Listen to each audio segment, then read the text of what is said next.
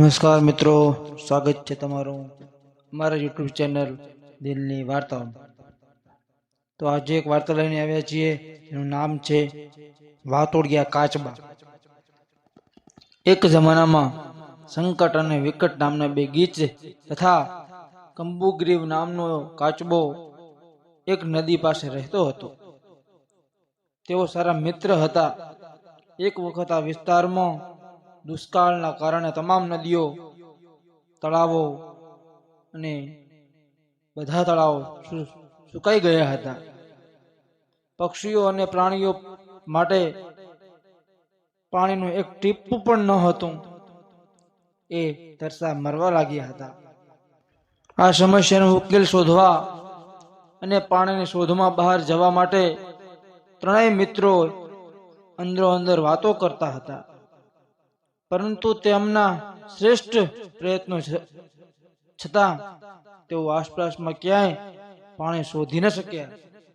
ત્રણેય મિત્રોએ કોઈ વિકલ્પ ન રહ્યો અને ત્રણેય મિત્રોએ કોઈ દૂર સરોવરમાં પાણી ભરેલું ત્યાં હંમેશા માટે સ્થાયી થવાનું નક્કી કર્યું। પરંતુ આટલી દૂર જગ્યાએ સ્થળાંતર કરવામાં સમસ્યા હતી।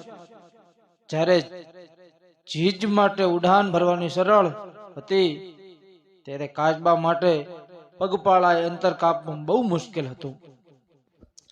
તેથી કાચબોએ એક તેજસ્વી વિચાર મૂક્યો। તેણે કહ્યું, શા માટે મજબૂત લાકડી ન લાવું? હું લાકડીને મારા દાંતમાં વચ્ચે પકડીને અને તમે બંને લાકડીના બંને છેડા ઉપર ચોંચ પકડજો। આ રીતે હું પણ તમારી સાથે મુસાફરી કરીશ। અને કાચબાનું સૂચન સાંભળીને ગીજે તેને ચેતવ્યો, આ બહુ સારો વિચાર છે। તમે જેમ કહેશો એમ અમે કરીશું, પરંતુ તમારે ખૂબ કાળજી લેવી પડશે। તમારી સાથે સમસ્યા એ છે કે તમે બહુ વોચાળ છો, અને જો તમે કંઈક બોલવા માટે મોઢું ખોલશો જ્યારે અમે ઉડાન ભરી રહ્યા છીએ, તો ચોક્કસપણે તમારા માટે નુકસાનકારક સાબિત થઈ શકે છે।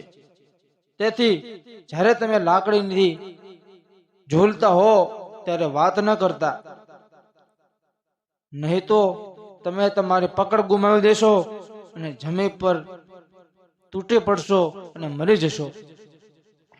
કાચબો તર્ક સમજી ગયો અને આખી મુસાફરી દરમિયાન મોઢું ખોલવાનું નહીં એવું વચન આપ્યું।